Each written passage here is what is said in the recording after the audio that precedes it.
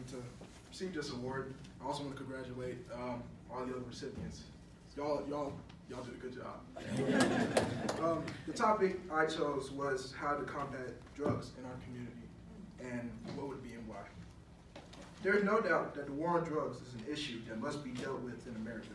It seems that many African Americans, especially young males, have fallen into a trap that has been laid to stifle their success.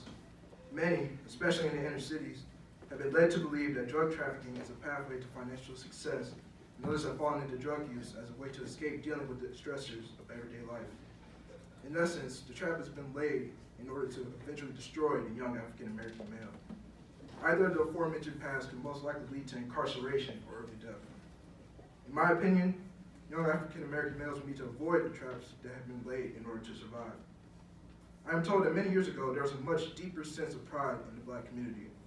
I believe that if the pride that once rang true in our communities was as deep and rich as it once was, the drug trade would not hold the power that it now holds. I believe that if the concept of the village was as strong as it once was, things would be different. At one point, people looked out for each other. The sense of brotherhood meant something.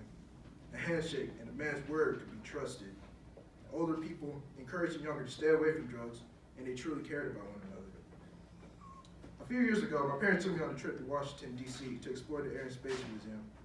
During this visit, I had the great privilege of meeting and speaking with Mr. Willie Rogers, who was traveling around the country telling his story and promoting his book.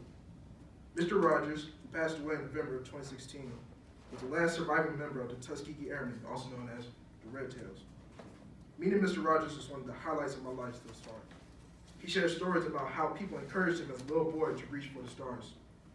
Even though he grew up in a time when African Americans were hampered in extraordinary ways, he was focused and disciplined enough to reach his goals.